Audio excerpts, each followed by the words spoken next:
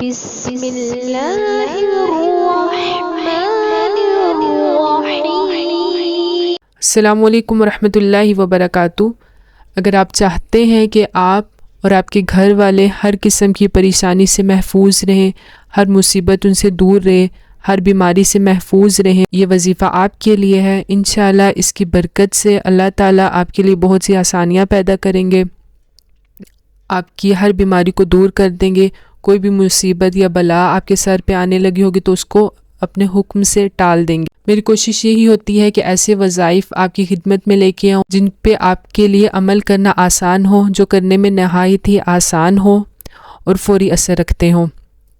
Video اچھی لگے تو اس کو لائک اور شیئر ضرور کیجیے گا، اور اگر اس وظیفے کے کرنے کے بعد آپ کا کوئی بھی کام ہو جاتا ہے تو کمنٹ میں ضرور بتائیے گا۔ وظیفے کی سمجھ نہیں آتی ہے تو آپ کمنٹ کر کے پوچھ سکتے ہیں۔